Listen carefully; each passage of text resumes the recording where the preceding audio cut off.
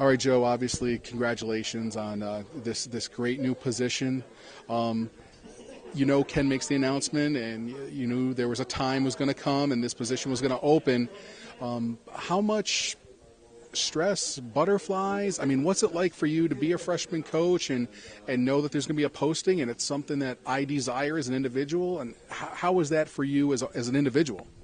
It was definitely a little bit at first, nerve-wracking, but it was nice. It was the beginning of the season, so I had some time to prepare. I like to lay things out. I started the preparation probably right before the season started with my portfolio. Started talking to individuals who've been through processes before. Did some research about different questions they may ask, and really I prepared for it from that point forward. I really did.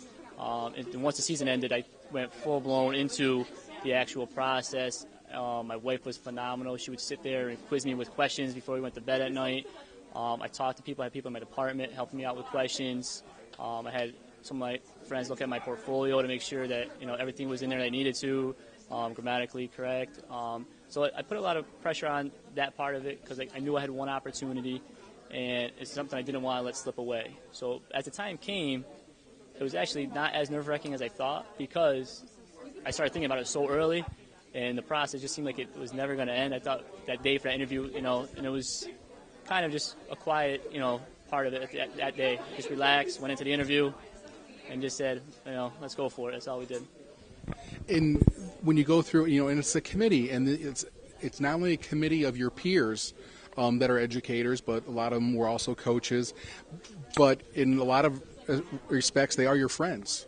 So it's a situation where these people may not have a positive vote.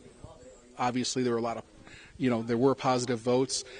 Was that, how nerve-wracking is that when you're looking across the table from people that you see every day and you hopes that that they're going to say yes, but how stressful is that to sell yourself to somebody you see every day? It is very stressful. Again, I think the harder the interview is when you know the people in it. There's no question about it. I've been in interviews where I didn't know anyone. They were pretty easy.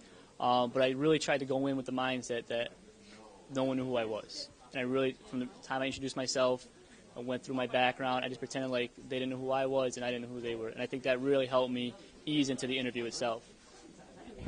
And then you hit the ground running, because you have to replace, two positions that are key, that have been key to the program for years, and you filled that position. You're going to be on the other side of the table now. What are the expectations? What do you hope for the people you have in mind, what do you hope they bring to the interview? Just I'm going to have someone who's loyal in the program, has a great relationship with the players, can relate to them, is able to teach them the game. They must have a strong, obviously, X and O background as well.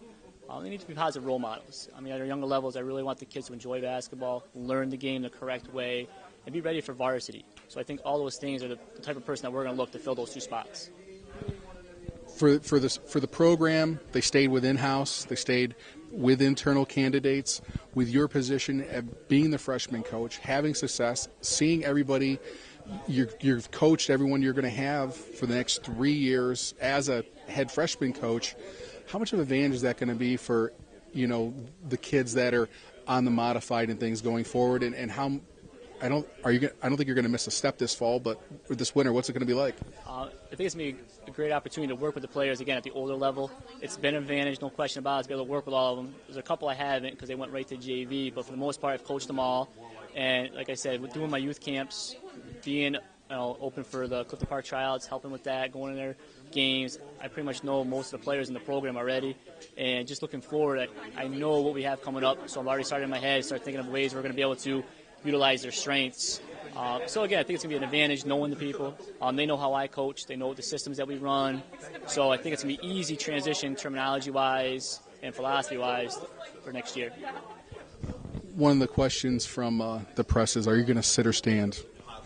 I'm much more of a stand. I stand up the whole entire time. I will squat quite a bit. I don't think I've sat in 4 years at the freshman level. I'm definitely more active. I'll be up and down the court. But that's my game plan going in. We'll see. It may change. I think you're 25 or so. You may start sitting down. Maybe. We'll see. Like I said, I get really into the games. There's no question about it. I enjoy it. I have a passion for coaching. And it's just hard for me to not be moving around. Part of it might be the nerves, too, but, it's fun.